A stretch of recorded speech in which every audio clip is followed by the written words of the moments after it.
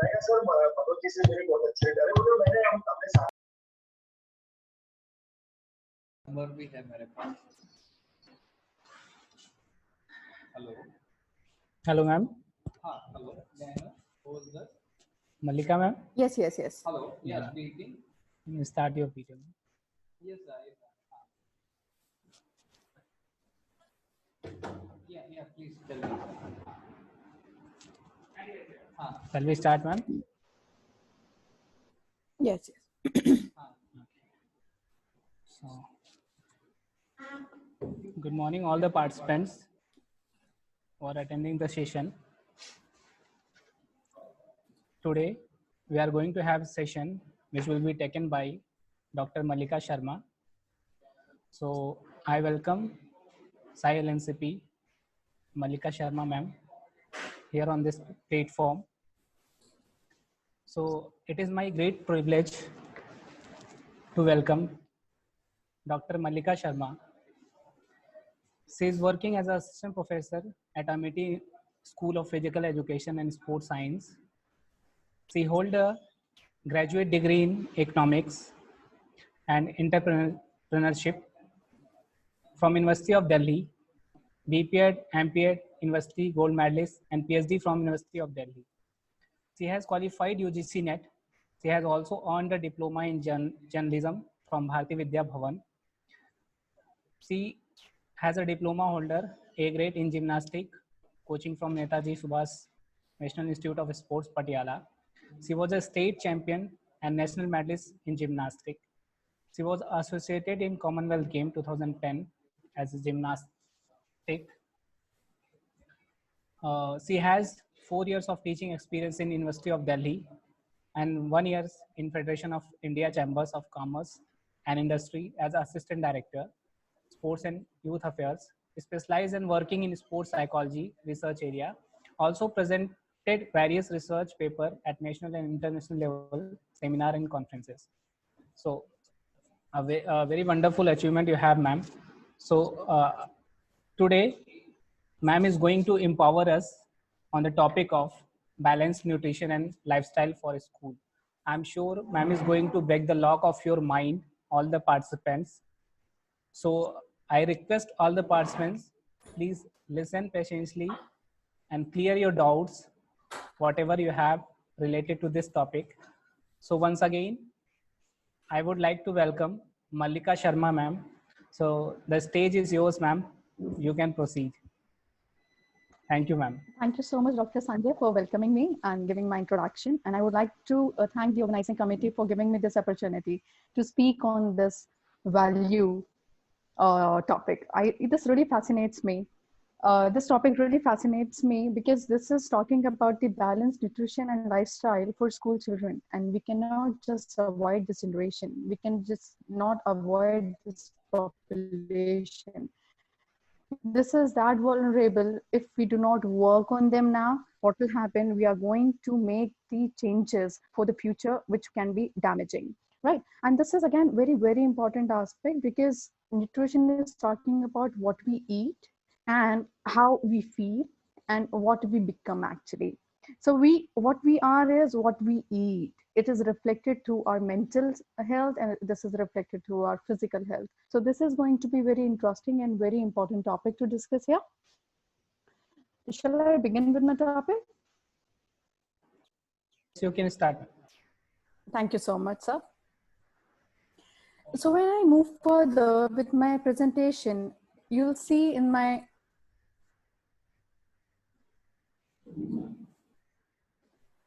You can see in my slide that it has been mentioned very clearly here that research even shows that 50% of primary and 80% of secondary children do not eat the recommended daily amount of vegetables. Yes, that's true. If you see today's trend, what children are eating, they are eating junk food. They are not taking the healthy diet. And it is not only because they are choosing them, but yes, there are certain other factors working behind them. I would say it's about the parents, like what choices we are giving to our kids. It's about what we are learning in the school system, what the administration is doing for the children in the school, what kind of discipline we are trying to create, right? And we need to understand that if the consideration over the nutritious diet is given, what will happen? We'll have a youth, we'll have children, those will be healthy, those will be not falling sick quite frequently. We'll be creating very healthy physically and mentally citizens for our nation, which will be really, really very productive. So if we notice how this is coming, our kids are watching TV, that can be one of the reasons, because research has also mentioned, has shown that those who are involved in watching TV are actually the children, those who are involved in eating fast food. That can be the reason, that what we watch on TV, we are adopting that, we are acquiring that behavior, we are acquiring those tastes. And what we do is children prefer to eat what being seen by them. This fascinates them, right? Sometimes what happened, because I'm watching TV, what I'm doing is I'm sitting idle, and what my brain is asking me is to have the rewards. Rewards can be in the form of food, which is craving, because I'm lying on the sofa and I'm just lying there on my chair. I'm not doing any activity. That does not mean that I'm not expending any energy. I am doing, but it is not that high that may ask me to eat frequently. That's called the craving, which is asking me to eat me over and over again. It is asking me to have the more tastier food. It is asking me to have food frequently, adding on the calories here.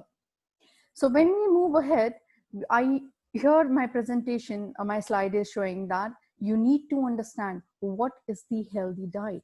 When we say healthy diet, what exactly it is? Yes, it is the balanced diet. So when the term comes, the balanced diet, it means you have all the nutrient in your diet in the appropriate amount. Now, there is a way of planning your diet in which we all are aware. Carbohydrates are there, proteins are there, fats are there. These are the macronutrient, which actually forms the major of your diet. They are covering the major portion of your diet. And when we're talking about the micronutrient, there are the minerals, the vitamins, the water. These are the things which are again additional into your diet and very much required. You cannot avoid them. So when I think of the balanced diet, it actually never restricts me that I'll be eating only this much. Because if you see, there is a wide variety of food available with us.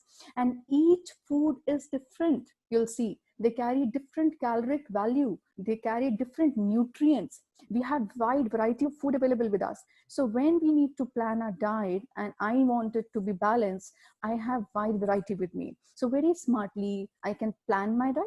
I can plan the diet for my kids, and I can give them that habit. I can make them aware that among this wide variety of food, you can have your diet so that you become really healthy. You really become strong. You really become mentally alert, right? So if you see from this picture given in this slide, you can see the major portion has been covered by the carbohydrate in my diet. So carbohydrates and the proteins and the fats, it's been reflected here. So if you say, when I am planning my diet, the major portion should be taken from the fruits and vegetables, which are actually vital in my diet plan. Then the next portion should be from the grains.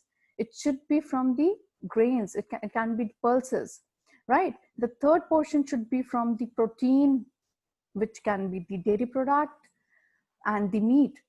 And the other product can be the oil or the butter. These should be consumed at the minimal level because they are giving me the fat.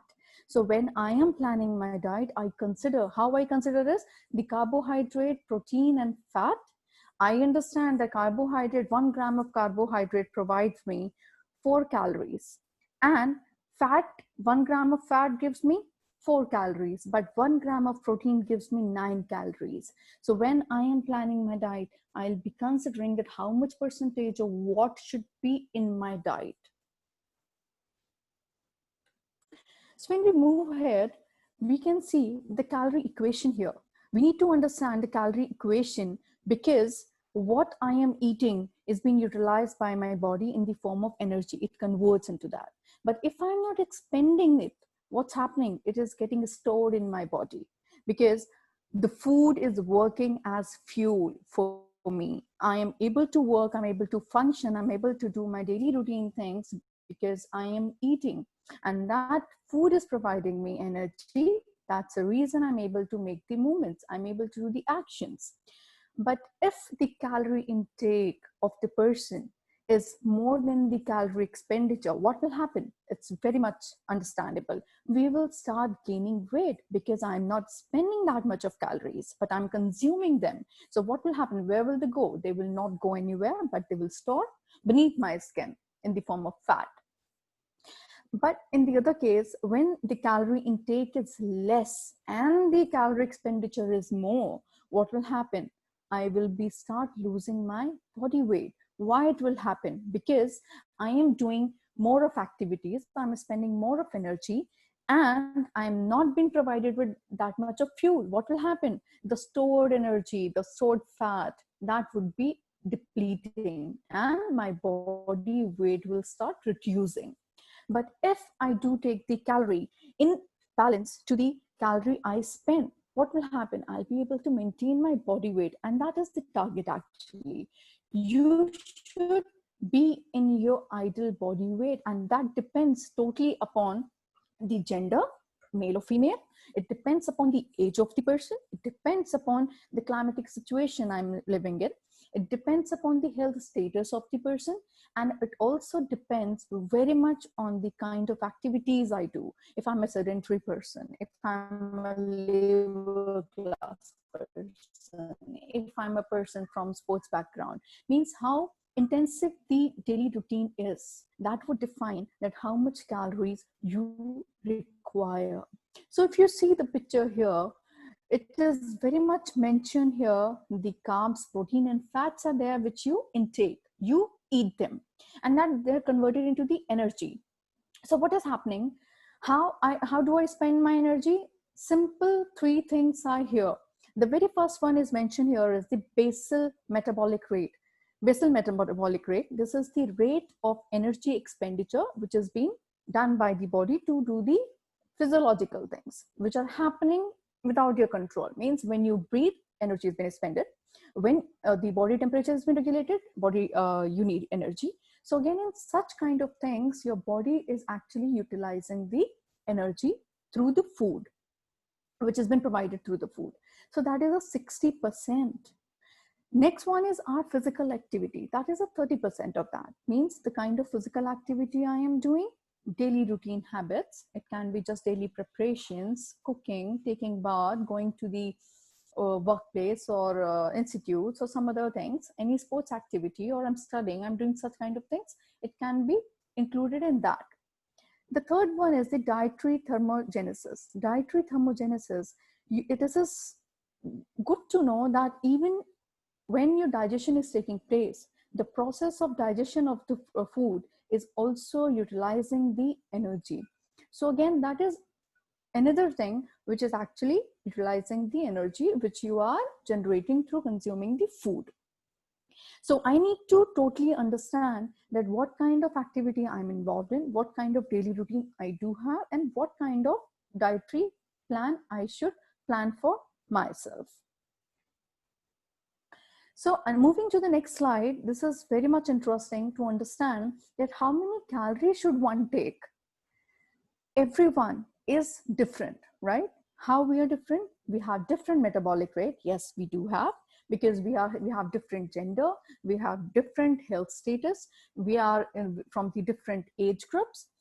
With certain more other factors, we need to consider what kind of and how much calorie I need to consider. So there's a formula given here. We need to understand what kind of like through this formula we can identify what should be the basal metabolic rate, what should be my BMR, and how much calorie I will be consuming. So in this step one, you need to know what is your weight in kgs. So through the weighing machine, I'll be knowing what is my weight in kgs. In step two, I need to multiply my body weight with 0.9 if I'm a woman, and I need to multiply it by 1.0 if I'm a man. In third step, you multiply it by 24.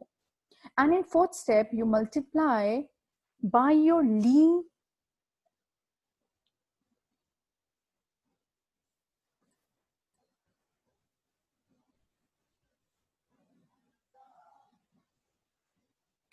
factor multiplier. This has been shown in the table here in the slide. If you see, depending upon the body fat percentage, depending on the gender, the equation is given here, the lean factor multiplier. So if you see, if I'm falling in the category of 20% of body fat, I have multiplied it by 0.95. So my equation coming to the 1252, which is my BMR. So what I have gained is that this much amount of calorie I need to take in a day to maintain my healthy body weight. But now, very important aspect. Now, this is the basic one, the basal one. But I need to understand, if I am a person who is involved into certain type of activity, then do I require some additional calories? Yes. There's a table given here, daily activity level multiplier, through which you can totally understand that what kind of activities are there. They've been categorized into very light, moderate, heavy, and very heavy kind of activities. So if I'm a person who is involved into the very light kind of activities, who is just doing the typical office work, means a daily routine thing, maybe at home, maybe at office, where you sit, stand, and do little walking. So that comes in the very light kind of activity. So if I am that kind of person, I'll be multiplying this 1252 BMR by 1.3. But in the example, I have mentioned that the person belongs to the light activity, where what you're doing is you're doing teaching work, you're walking, you're standing. So such kind of activities are following into the light activity. So I have multiplied it by 1.55. So calorie per day has come to 1940 calories in a day. Such kind of person would require. Now, when I understand that how many calories I do require in a day, now I need to divide my calories into certain portions, means my meals. I need to plan my meals. So majorly how we plan our meals are, it's breakfast, lunch, and dinner. But very smartly, what we need to do is we need to divide our calories, the whole calorie requirement, into certain more meals. So we can have morning snacks, we can have breakfast, we can have some brunch, we can have lunch, we can have snacks after that, and we can have dinner. So that what's happening here is I'm taking my meals not in a big portion, but I have divided them in smaller meals so that they're digestible. They're helping me absorb more nutrients, and I'm feeling more comfortable after taking them. So this is the chart. So approximate calorie values of some cooked or processed foods you can see here. So how many calories do I need to take from which portion? You can choose it from the chart. There are a number of other charts available on the internet. There are a number of other books which you can refer to understand what item carries how much calories, and you can plan your diet. Now, daily lifestyle changes for children. This is really, really very much important. When we talk about the lifestyle, what comes to our mind? It is very much important to give them a healthy lifestyle so that they are healthy, because spending more on their health is more dangerous. Better you spend on developing their lifestyle so that they are healthy, not spending on the sickness or diseases or any ailment, but spending on their luxury lifestyle, better life, better eating habits. Now, from here, from the slide, we can understand the more of protein portions should be consumed. Why? It has very, very important role being played by the protein, if you see.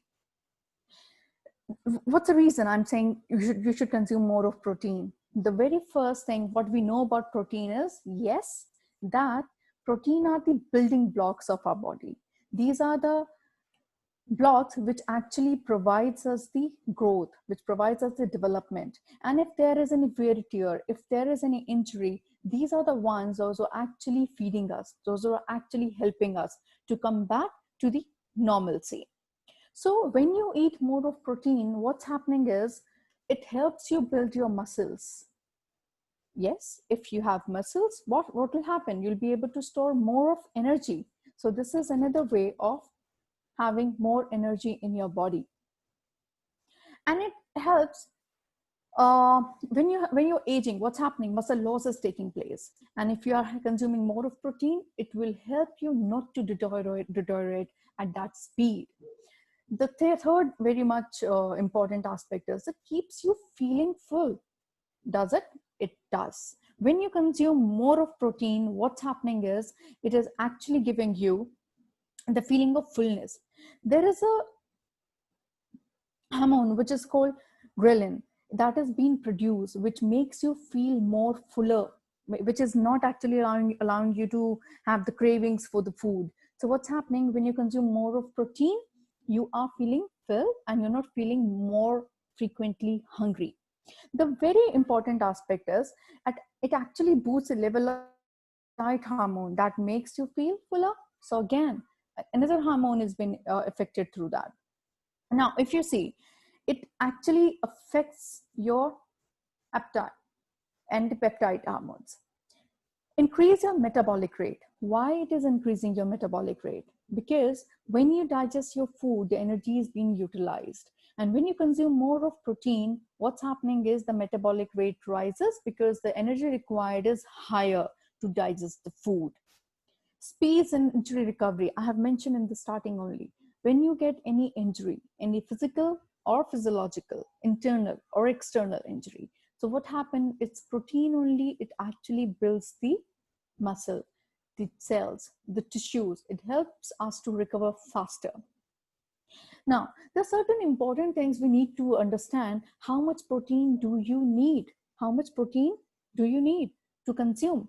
You need to actually calculate your recommended daily allowances. Multiply your weight in pounds by 0.36.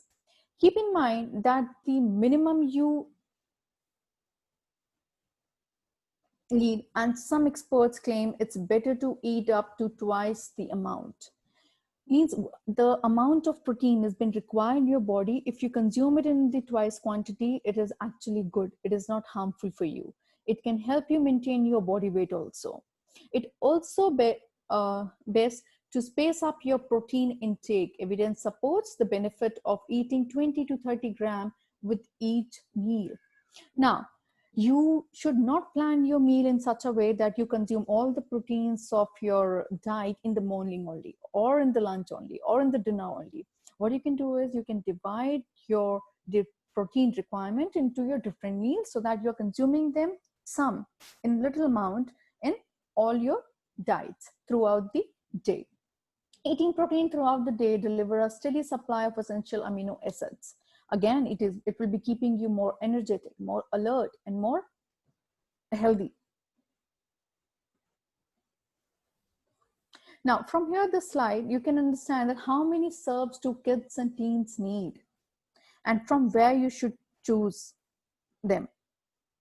You can see that when we are talking about serving the food, you need to understand that there is a wide variety available with you, and you need to choose the items from those varieties, not sticking to the one type of only, like I'm giving pulses only, or if I'm giving vegetables only, or I'm giving fruits only. I should not stick to one kind of diet.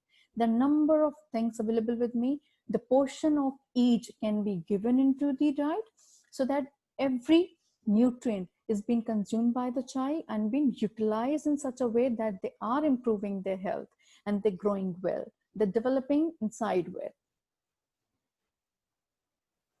Now, this is really, really very much important. When we talk about the sugary drinks, what happens? They're really, really tasty, right? And kids are actually quite happy with such drinks. They want them, they need them. And every time you ask them what you want to drink, they'll tell you some soft drink, they'll ask you some pop-up drink, they'll ask some juices which are canned, right? But if you see the canned juices or the drinks, the sugary drinks, they are carrying added sugars. And these added sugar, let me tell you, are not carrying any nutritive values. They are not providing you any nutrition, but they are giving you sugar, which again converted into the fat, because that would not be utilized by your body because you're consuming in a large amount. And this is not a good practice of consuming them. So when you drinking beverages with added sugar contribute to obesity, diabetes, and tooth decay, yes, it does. So we need to plan, we need to consider when I am buying something, I need to check what kind of drink it is, how much additives are there, how many sugary contents are there, what kind of labels have been mentioned there. So if you see through the traffic signal light, it has been very much clearly mentioned here that whatever has been mentioned in green, it's good. Means that's the healthiest choice. You can go for it. The yellow one, again, not so much healthy, but not very much alarming. But if when you move towards the red sign, it is really, really alarming. So means that's the least healthy choice. So I'll just explain it here. When you see at the green ones, the healthiest choice, the water, yes, this is the best one, the cheapest one, it's free. So you can consume it as much as you want. At least 10 glasses of water, or maybe 8 glasses of water should be consumed so that you are nourished. Your brain is functioning properly. Your each cell tissue is functioning properly, right? So that is again a very good thing to consume. Next thing is fruit infused water. Fruit infused water, detoxic water, we can say. Nowadays it is in trend when what you do is you fill your bottle with the water and you put certain fruits, slicing the fruits and putting them like cucumber, some apple or some other fruit, some can be there. So what's happening, the essence of that fruit is coming throughout the day and you're drinking that water. That detoxification of your body is taking place through that water. That's again very good. Next one is skim milk, very low percentage of fat in that milk, again good. The crystal light, the unsweetened tea, these are the sources which you can consume and they're healthy for you. They're providing hydration to you and nourishing you. Let's move towards the yellow one, moderately healthy choices. Chocolate milk. We say, okay, through chocolate, at least my kid is taking milk because he doesn't like the smell of the milk. At least he's consuming it when I'm giving some chocolates into that. Fine, it's fine. But too much of that, again, not good. Because what's happening here, we are giving them high calories through the sugary part. What we are giving them is the obesity in future. So we need to consider how much, we need to limit, we need to draw the line, how much we need to provide them. Low calorie sports drink. Low calorie sports drink. Now, the name is specifically specified. I need to clear one thing here. When we are talking about low calorie sports drink, when you actually participate into a rigorous activity and when you are executing some skill, you're participating in a competition, they are very, very intensive. You are spending a lot of energy. You're utilizing too much of calories. So what you need is you need to boost your energy through consuming some food, right? So in the form of sports drink, what we do is we provide the sports person the glucose, we provide the sugar, so that instant energy can be provided to the person in the form of maybe carbs. Now, third one is the 100% juices. Means the pure juice, yes, you can take, but when you are buying the cane one, you need to notice there are preservatives in that. What are the additional things been added to enhance the taste of that juice? You need to please check that, because without knowing, understanding things, we should not buy. We're educated people. We need to know that what I am actually giving to my family, what I'm giving to my kids. So I need to understand what all things are listed there. Diet soda, again, not so good. But let's moving towards the red ones, red, least healthy choices. These are the choices which you're actually making and not the healthy ones. Sports strength. If I am somebody, I am not involved into the activity which are very serious, which are very, very rigorous, why I am consuming them? Because I'm not spending that much amount of energy, but I'm consuming those sugary things and beginning towards too much of calories intake. energy drinks, regular soda, fruit drinks with added sugar, sweetened tea. These are the things we should actually limit in our diet. Let's move towards the next slide. Here, it says about, it is talking about the carbohydrates. Now, if you see here, reducing your carbohydrate intake, what happens if you reduces your carbohydrate intake? I'm sorry. When you take low carbohydrate intake, your normal blood sugar is there. Means you are maintaining a normal blood sugar. It is not fluctuating. But when my blood sugar has been maintained, it is not fluctuating, it is at the normal range, what happened? There is normal insulin there, right? When normal insulin is there, my digestion is good. I'm able to burn my fat, which can be stored otherwise into my body. So what happened? It will start burning your fat stored and it will start shrinking your cell. Means you can reduce your body weight. You can move towards the ideal, which is a good one, the healthy body weight. If you see here the examples given, low calorie or high carb diet I am taking, what is happening here is the blood sugar level is actually fluctuating. It is going up and down and leading towards increased fat store, hunger and craving. Now, I have already mentioned earlier that hunger is different and craving is different. Hunger can be when I'm actually feeling lack of energy. I'm feeling empty inside. But craving can be something when I'm actually not feeling lack of energy, when I'm not feeling empty inside. I'm not actually, in need of food, but this is my brain actually asking me to have food. This is my brain asking me to provide something which can actually satisfy the brain, right? The other part is the low carb diet. When you take the low carbohydrate diet, what happens is the blood sugar is steady, it is maintained, the insulin level is maintained, and less fat storage would be there. So you can have a better maintained life, body weight. And you can see here the hunger and craving will also reduce in this case. Now, when I'm just looking at the slide, you can see the variety of vegetables mentioned there, right? When I see this picture, it reminds me of something. It reminds me of rainbow. There's a concept which says that when you are eating, when you're taking your diet, your plate should be looking like rainbow, and especially for kids. You know why? Because we have wide variety of fruits, vegetables, pulses, grains available, and they do have different colors. And each color, if you'll notice, they actually shows us they're carrying different nutritive values. So this is the best idea when I'm actually planning some dish, when I'm planning something. What I can do is I can pick variety of colors so that my dish actually looks beautiful, it looks tempting, and kids just consume it like anything. So this is the nice idea to have it in a rainbow color type. So here you can see the add more fruits and vegetables. Yes, I've mentioned that. Mix veggies into your go-to dishes. You can actually plan. See, we are quite innovative. We create dishes very smartly.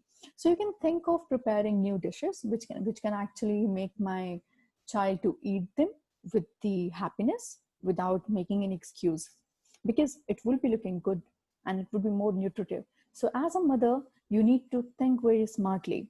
And here I want to mention one thing. When I'm saying as a mother, you need to think, I'm not only talking about the mothers, as father also. Let's give the opportunity to the males also to go into the kitchen and cook something, prepare something, because they can do the experiments and create some good dishes.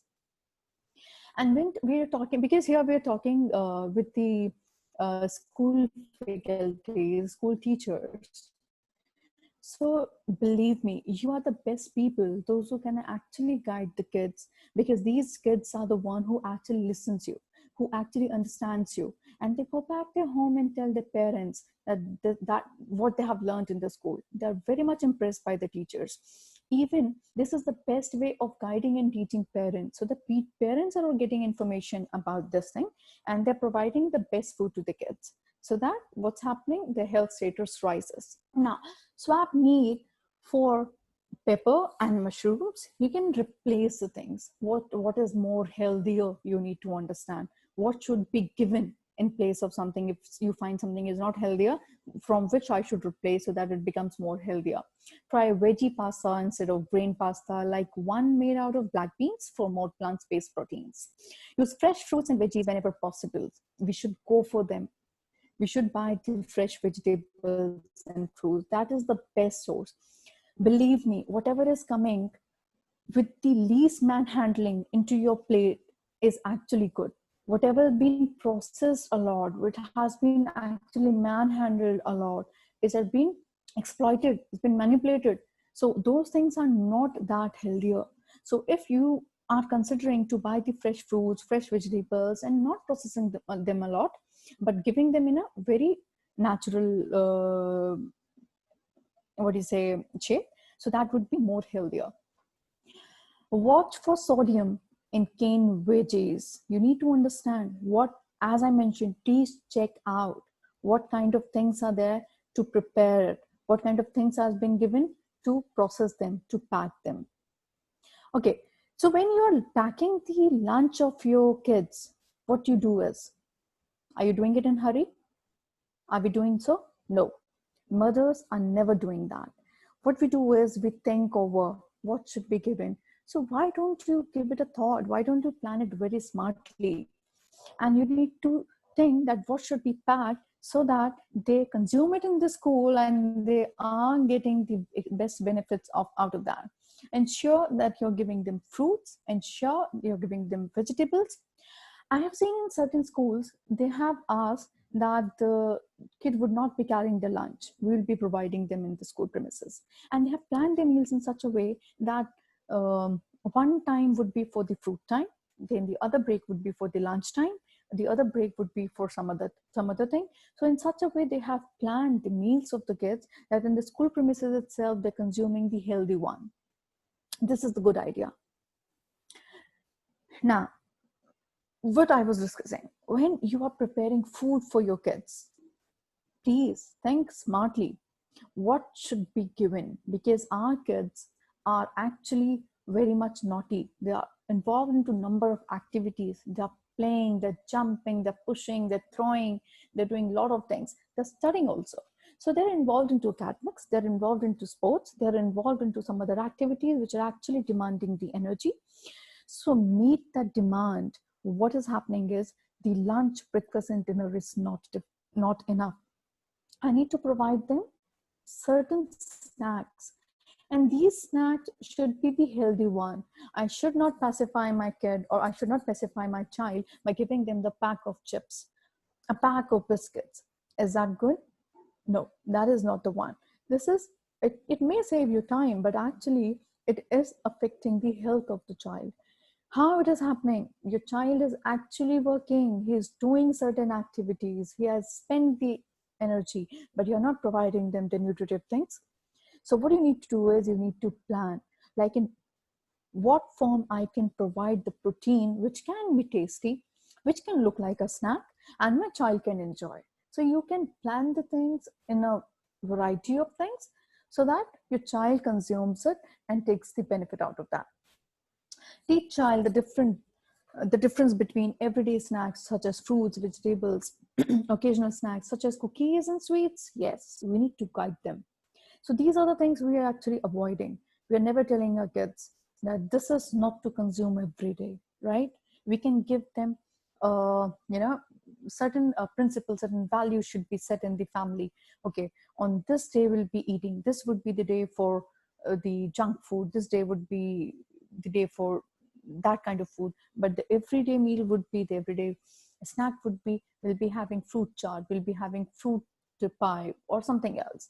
So that they are aware what's happening, what am I eating, I'm eating every day, and what are the occasional things. Means they are aware, they're tastier, but they're not healthy. So I should not consume them every day.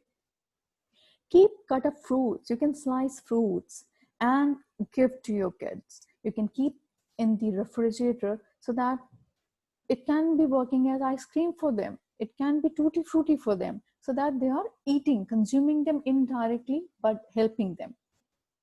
Prepare your meals for the week by making them ahead on weekends or on the day off. You can. If you think it's becoming really heavy for you, it's not possible for you to do it every day, to plan something different every day, you can think it of preparing on the weekends or whenever you're getting time, so that you're mentally prepared and you're handy with the foods and snacks for your kids. Now, this is actually very much important. We have been talking about what to reduce from our diets. We actually talk about to reduce the whites from your diet, okay? So here you can see the fat, salt, and sugar we are talking about. We are asking them to be reduced from your diet. These are the ones actually not helping you a lot. When eating out, choose baked or grilled food instead of fried, and do the same at home. You can do it. You can think of not frying the things, you can bake them, right? That can be the smarter idea. Make water your go-to drink instead of soda or sweetened beverages. I don't know how many of you really do that. If somebody is having the soft drink or soda or something else, how many of you really do that? I will prefer to have a glass of water. And you whenever the other person is taking a glass of soda, you actually consume at least 2 to 3 glasses of water and you're enjoying it. I do. This is the good idea actually. Prefer to have water instead of that. That is more healthier one. I earlier mentioned that this is actually the cheapest one. This is free and the healthier one. This is really good. Read labels and packet ingredients. I've been mentioning repeatedly, do that, because whenever we are buying things, we're in habit of seeing the name, what I really want is, and I just buy it. I never check what are the packed ingredients mentioned on the packet. The companies are mentioning, but we are the people, those who are avoiding that information. So please take care that what I am buying, be a smart buyer, right? Be a smart buyer. Why I'm saying you should buy the things smartly. If I am considering to reduce my fat, I should not jump on the things which are very much high into the fat content, right? So I need to understand what is good for my kids, how much of sodium should be provided, what kind of quantity of the vitamins, minerals, protein, fat, and carb should be provided. In that consideration, I should choose the items which I'm buying. So you can see here, I have given the sample here. You can check that what is the portion of the item, that to how many people it is going to serve, what are the nutritive values in there, what kind of fats are there, what are the vitamins, minerals, and what are the macronutrient it is providing to me. You need to understand.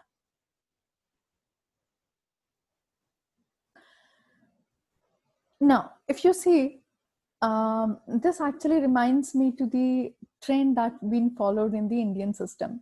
We Indians prefer to have the larger plates, right? We consider that I'm been respected more when I have been served food in the larger plate. The other myth which we are carrying is, because I'm paying at the restaurants, I should finish it all, right? Because this dish is really expensive, I'll finish it all. We never consider this is for how many people, like they should cater how many people, right? We cannot take 2 dinners at one time. We cannot do that. Whenever the buffet has been presented in front of us, what we do is we fill our plates and we are eating it. Can we do that?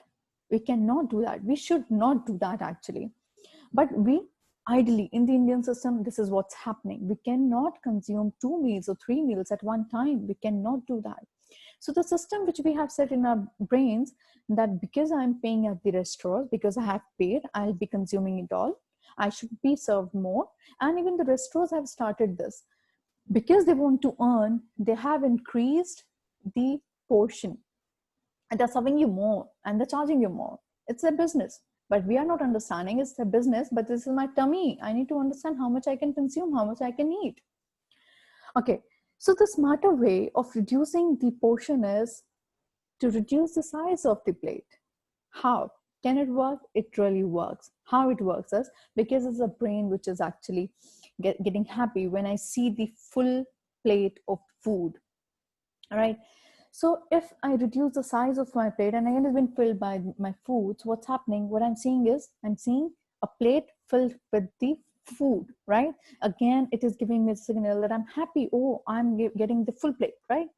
So you can actually play the tricks with your brain. You can play the tricks with the kids. If you find that the child is obese and how much amount of food I need to provide to my kid, I need to plan it in such a way.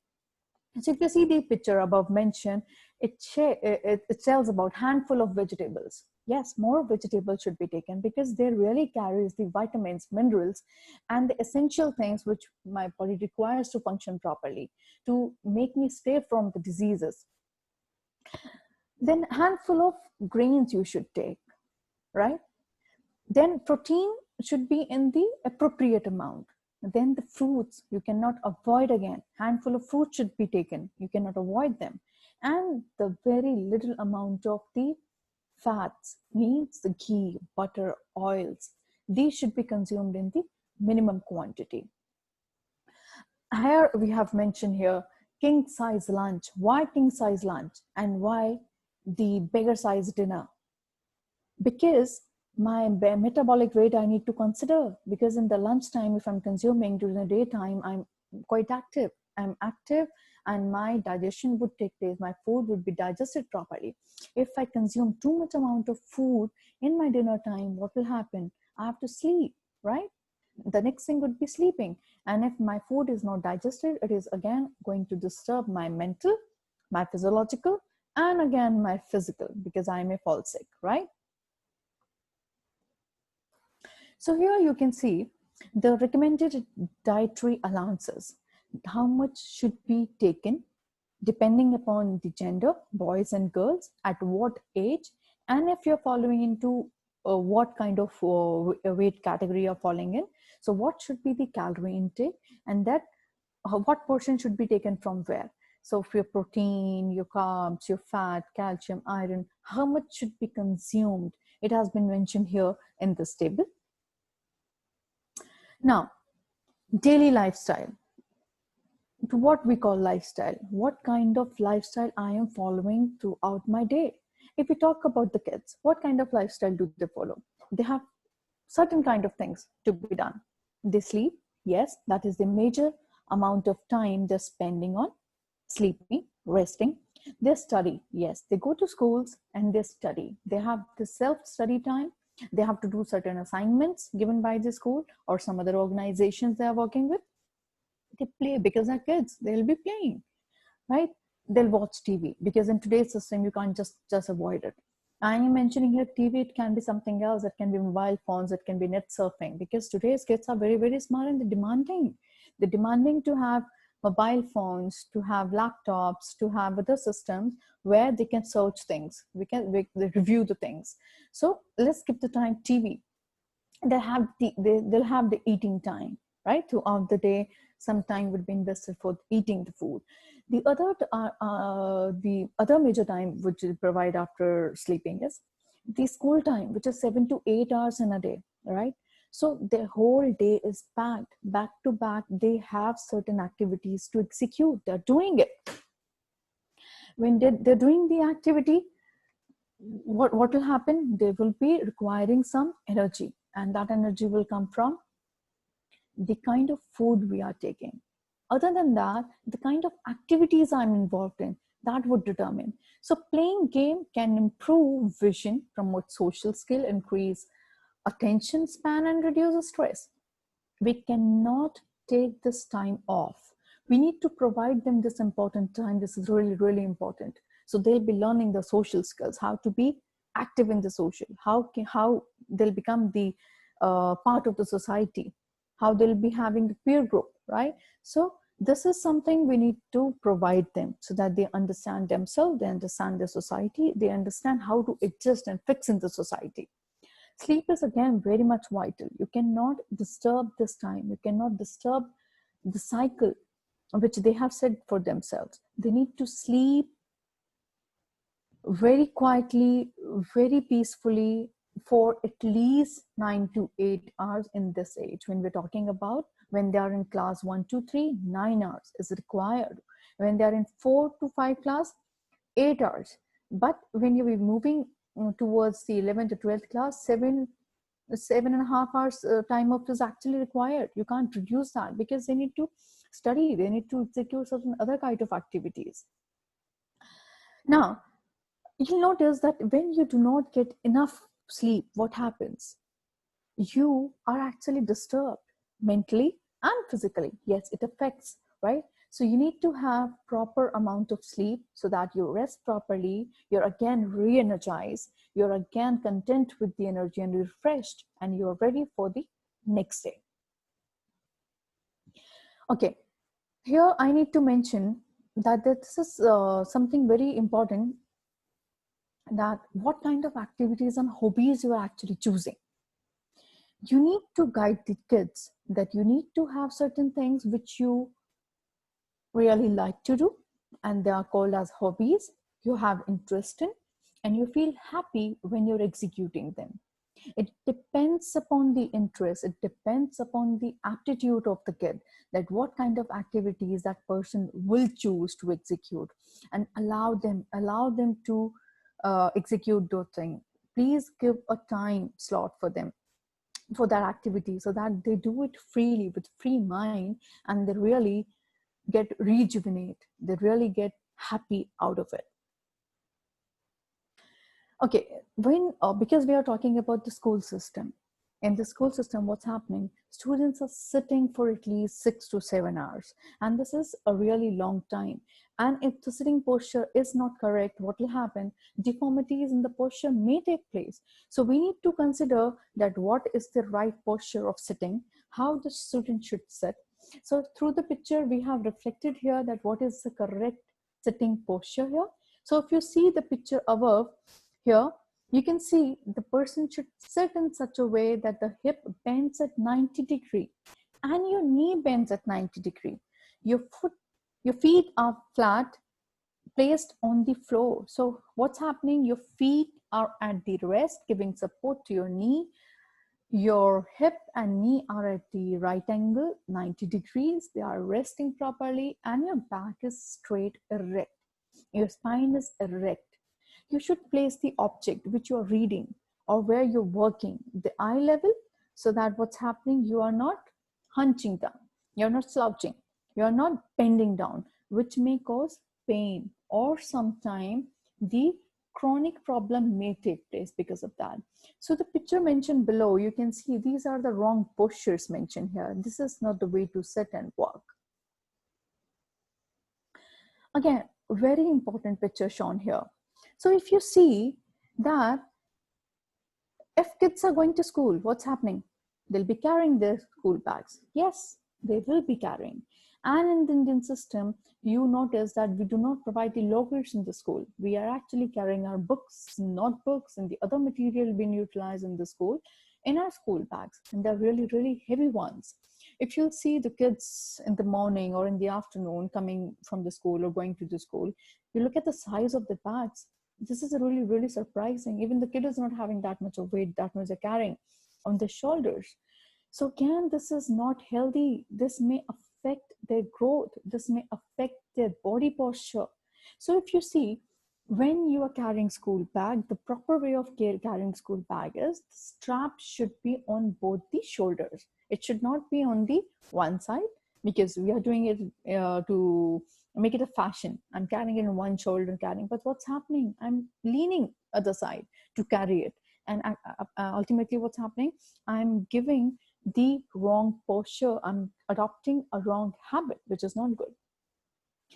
The second important thing which we need to consider, the width of the strap. We need to consider the width of the strap should be broader one, means giving the support properly at the shoulder so that you carry the weight properly, balancing on your shoulders, and you feel more comfortable when the width of the strap is broader. Now, third, the heaviness, which I was talking about. You need to consider how much weight a child is carrying in the bag. So this school should consider, teachers should know, parents should know that what is the weight of the school bag which my child is carrying. Is he able to bear it or not? We need to consider and then check it. We have been mentioning about water, consumption of water. Everyone knows that this is really, really important. Can we live without consuming water? We cannot.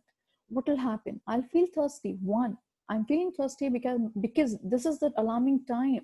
My body, my brain is telling me that, oh, your body requires water. Because if water is not there, fluid is not there, what will happen? My enzymes will not function properly. My hormones will not function properly. So I need to be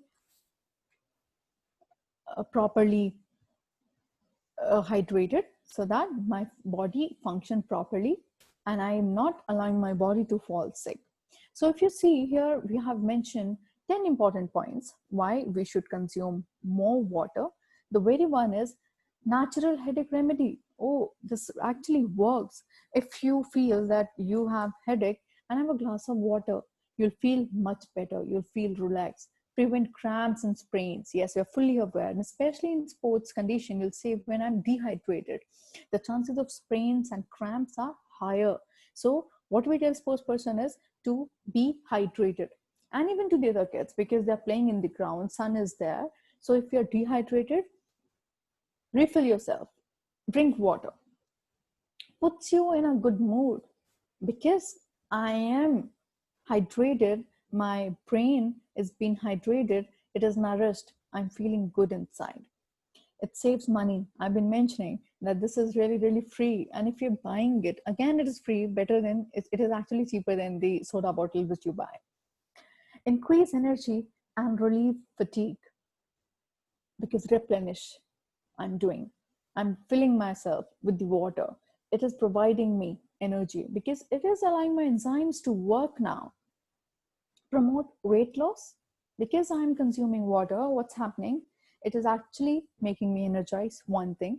And when I'm consuming water before my meals, half an hour before my meals, it will allowing me to consume lesser of calories. When lesser of calories I'll be consuming, what's happening means less of energy would be provided to my body, and that would be utilized to execute my daily routine thing, means there is nothing left to be stored as fat in my body. Flushes out toxics when I'm consuming water. What's happening? In the form of urine, in the form of sweats, it is releasing my toxics being generated in my body. Improve skin complexion. Good. So this is the best source. We can have more of water and help ourselves. Maintain regularity. It acts digestion. It affects our digestion. So if you're consuming good amount of water, which is 8 to 10 glasses in a day, it helps me maintain regularity in my motions, better digestion. So you are actually helping yourself, not going towards the constipation. Boost immune system. Immune system is actually something which you cannot play with. This is something which is helping you to stay prevented with the diseases, infections. So water is, if I know that water is something which is helping me to boost my immune system, why not this? Why to spend on medicines? Why to spend on the medical charges? Now, if you see the slide, you can see here, we have mentioned the reflect, replace, and reinforce. These are the three terms which tells us you need to understand what the present status is. So you reflect on all your habits, both good and bad, and your common trigger for unhealthy eating. You need to understand what the present situation is. What are the habits? What are the practices I've been following? You need to give a reflection over that. Now, second thing is replace. If I understand what is good, what is bad, what is not going in the right direction, and what is actually taking me towards a wrong direction, I'm fully aware about it. Then, being a smart person, being an educated person, I should replace them. I should replace them with the better ones so that I have a better life, my kids have the better life, and this generation of the nation will have the better life. Reinforcement. Now, because you have already replaced, you have changed, you have adopted the new ones, now you need to reinforce them. Just thinking about the bads, the negative one, what are the weaknesses, will not work.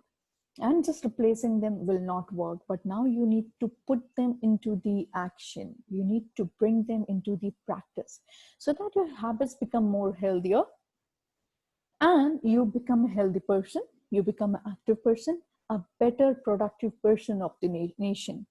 I should not become the burden over the nation. I should not become the unhealthy person. I need to be healthy, active, and quite productive for the nation. So these are the things which should be mentioned to the kids. These are the things which should be taught to the kids. And we as teachers should understand how to tell these things to the students. Now, if you see the healthy habits, we need to discuss them too. The very first we have mentioned is stay fit. Get about 8 hours of sleep. When I'm saying fit, means you're suitable for the system. You're suitable for the system because you are fit, you are healthy, you are happy. Get about 8 hours of sleep each night. Do some forms of exercises every day. Maybe running, walking, jumping, stretching, playing, such kind of things can be done. So these are the two important things which I am giving to my body, means rest and exercise. I cannot avoid them. Stay healthy. So practice good hygiene, which is again very important to be taught by the teachers. We should tell them that what is the importance of being hygienic, how I should keep my environment hygienic, how should I keep myself hygienic, and how it benefits me and my health and the people around me. Stay energized, eat nutritious meal and snacks daily. Include foods from these groups, which are dairy, grains, protein, vegetables, and fruits. So these are the important sources of fruits, and we have been mentioning throughout the presentation that you should consume through them. Plan your meal in such a way so that the best out of the meal can be consumed and it benefits you. The fourth important aspect is stay safe. Wear proper gears when playing sports. When you're playing sports, every sport have their specific kind of gears. We do understand it, and we cannot avoid them wearing because every sport has their own demands physically, right? And if I'm executing them without wearing the gears, it can put me into the danger, like leading to the injuries. Now, if you see, what is the new gear we have adopted nowadays? Oh yes, the number of things been invented. We are in this situation where corona is there. So we have face masks, we have face shields, we have a number of things we have started adopting because this is the need of the time. This is the need of the situation. So when we understand that in this time, in this situation, we need to wear masks, we need to wear face shields, we need to have gloves. So here also we need to understand that sports is not something that we should, neglect the aspects of that. We should neglect the rules of that. We cannot do that. We need to obey the rules so that we get the best out of it and without any injury. The last slide of the balanced nutrition and better lifestyle. So we have discussed about a few points. I'll just read it for you. Make dietary changes. We have discussed about them. Fruit and vegetables importance. Yes, we understand what is the importance of fruits and vegetables. We need to increase proteins. Make lifestyle changes. How? We can put the kids into the exercises, physical activity, and bring in the change into their dietary habits. Posture. We need to tell them, we need to guide them that what is the correct posture and how they should sit, stand, and execute the activities, which should not put too much of stress on their physical and physiology. Then the hydration, importance of water, we have discussed. So these are the things I have covered. Thank you so much. Thank you, ma'am. Thank you so much. I think you have empowered our participants very nicely. So now we'll proceed with the question and answer, ma'am. We'll have 2-3 questions. So the first question, how much calorie required for a student at the growing age? Can you just brief it, ma'am? As I've mentioned in the slide, there's a formula given. Depending upon what the body weight is, what the body and what the age of the person, you can calculate the calorie requirement of the 1,300 of calories depending upon the gender, and the climatic situation and the health status of the child. We can calculate it. And again, we need to divide those calories into the portions, which are our dietary meals we need to set. So it can be your lunch, breakfast, dinner, and certain snack time we can fix. Yeah, thank you, ma'am. Uh, I think just to add in this, when we talk about the growing age, we have to see the children age properly. So whether Age properly. and This yeah, is and this and is then really really and yeah, important. The and there'll age be and the kind of activity the child is. yeah, and we have to see their BMI and height and weight. So based on that, we can provide the Yes. calorie.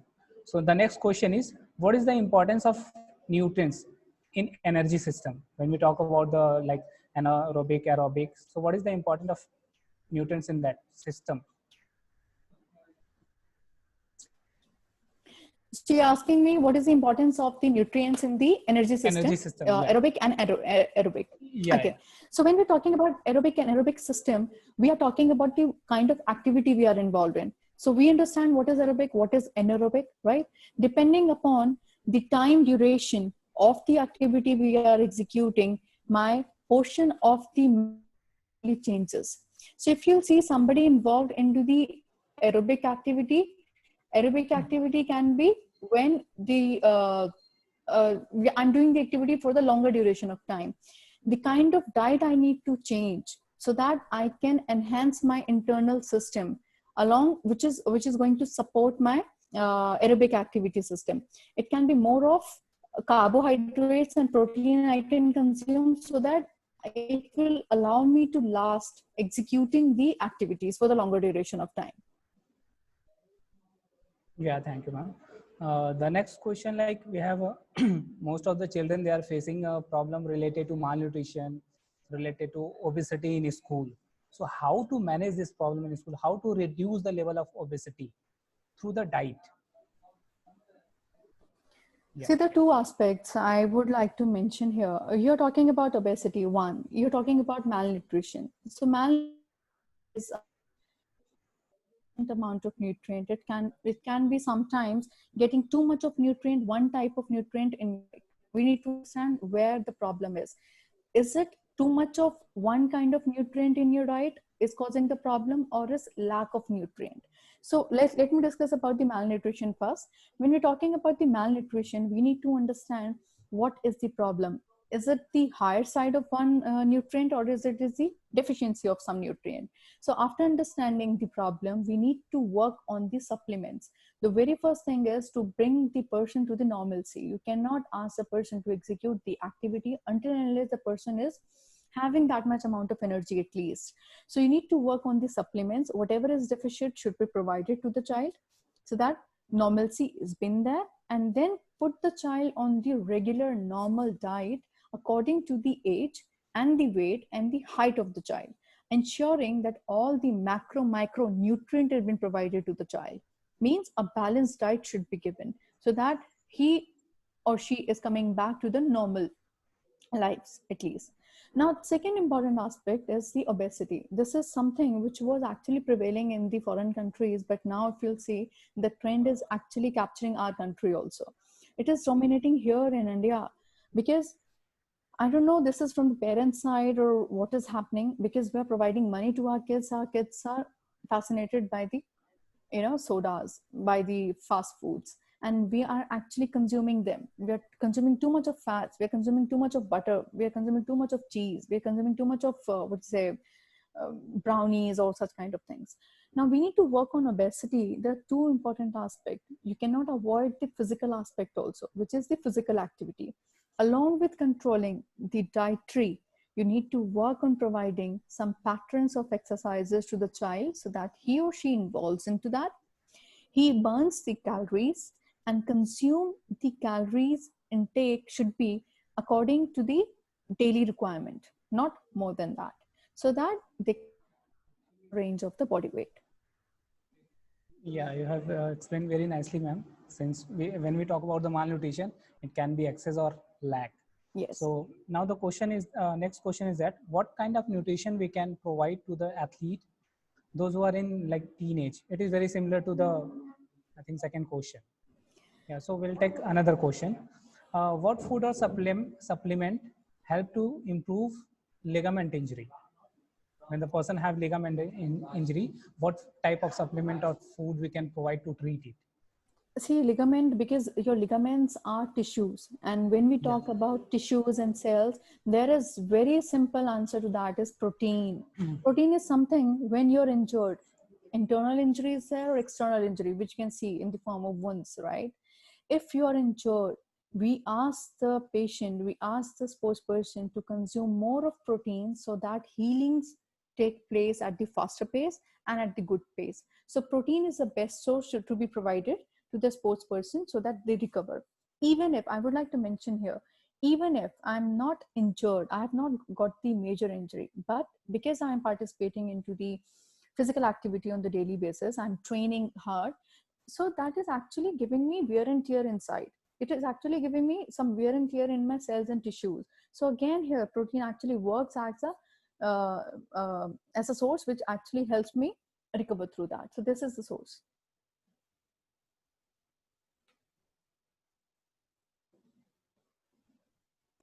Okay, so now I'll proceed. One more question is there, ma'am.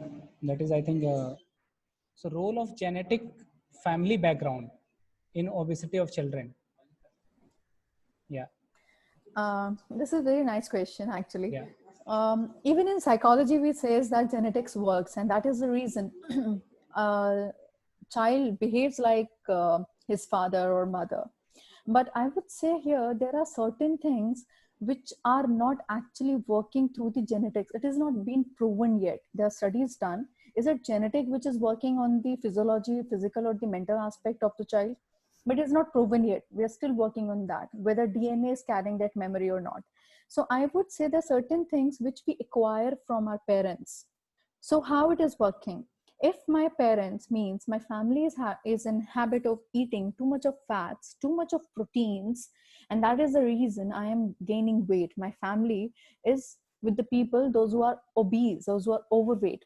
So what's happening is the child is also in the habit of having the same kind of food, same kind of meal. Because my father is never going for morning walk, is never involved into any kind of activities, and that is the reason I have also adopted, because I have not seen in my family anybody doing any physical activity. So that is the reason I'm also moving towards the obesity. So here we need to understand these are the acquired things, these are the acquired behavior. So if my father is obese, not necessarily I would be obese.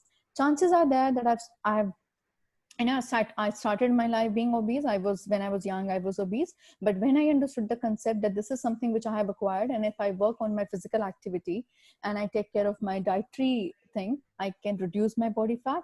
People can.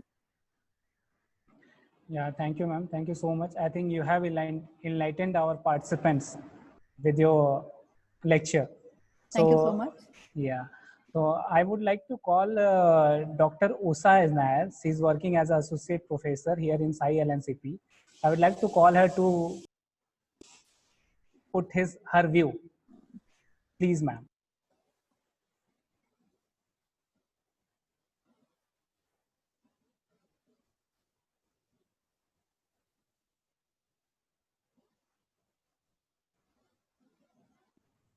Hello, Dr. Mallika Sharma. Yes, ma'am. Yes, ma'am. So it's been indeed a great honor for us to have you as a guest speaker. Heard a lot about you, so I thought I definitely would like to come, and your session was very interesting, informative, and it had been of great benefit to your participants too. And heard a lot about you, a great national gymnast, and I think that brings in much more. So it's nice. It was wonderful to have you as a speaker for the session. So, and I am sure the session was so informative, interesting, and we talk of nutrition. It's so important, and I'm sure with your talk, the participants would have gained in information which could have practical implication. So once again, I'd like to thank on behalf of everybody here, but a formal thanks is with Dr. Sanjay Prajapati. So once again, it's been a blessing, I feel, for this August audience to have you as a guest speaker. Yeah. Thank you so much, ma'am. It is my great pleasure. And thank you so much for having me on the platform. Thank you so much. Sure, sure, sure. Sanjay, please.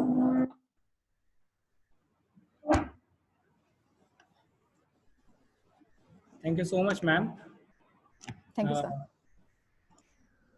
Once I told ma'am is going to break the lock of participant's mind, and you have broken, ma'am.